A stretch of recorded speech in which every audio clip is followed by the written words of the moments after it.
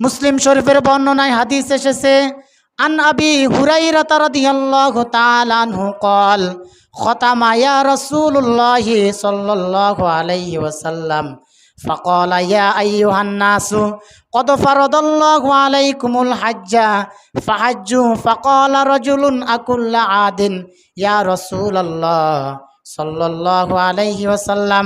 হযরত আবু হুরাইরা রাদিয়াল্লাহু তাআলা আনহু হাদিসটি বর্ণনা করেছেন।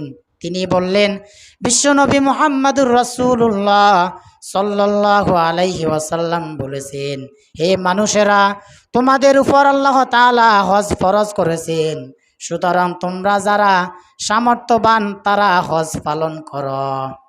এক লোক তখন প্রশ্ন করলেন, আকুল্লা আদিন ইয়া রাসূলুল্লাহ, হে আল্লাহর রাসূল, যাদের উপর হজ ফরজ তারা কি প্রত্যেক বছর হজ আদায় করবে?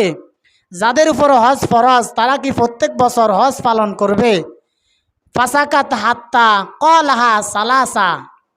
এই প্রশ্ন করার পর বিশ্বনবী সাল্লাল্লাহু আলাইহি ওয়াসাল্লাম চুপ থাকলেন। ওই লোকটি তিনবার রাসূল সাল্লাল্লাহু আলাইহি ওয়াসাল্লামকে জিজ্ঞাসা করলেন। বিশ্বনবী সাল্লাল্লাহু আলাইহি ওয়াসাল্লাম বললেন, লাউ কুলতু নাআম লাওয়াজাবাত ওয়ালা মাস্তাতাতুম।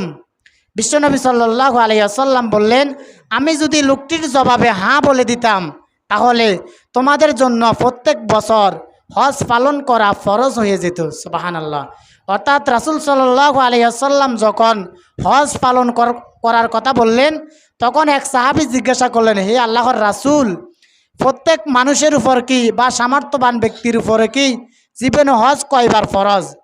বিশ্বনবী সাল্লাল্লাহু আলাইহি ওয়াসাল্লাম বললেন, আমি যদি ওই সময় জবাব দিতাম তাহলে আমার উম্মতের উপর প্রত্যেক বছর হজ পালন করা ফরজ হয়ে যেত।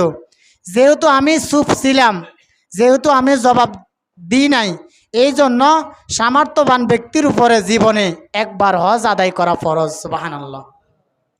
এখন কেউ যদি একাধিকবার হজ পালন করে, কেউ যদি প্রত্যেক বছর হজ পালন করে, প্রত্যেক বছর হজ আদায় করে, তাহলে তার প্রথমবার হজ আদায় হয়ে যাবে, প্রথমবার ফরজ হজ আদায় হয়ে যাবে। আর বাকি প্রত্যেক বছর যেই হজ আদায় করবে ওই হজটা নফল হিসাবে গণ্য হয়ে যাবে। তাহলে একজন সামর্থ্যবান ব্যক্তির উপরে জীবনে একবার হজ আদায় করা ফরজ।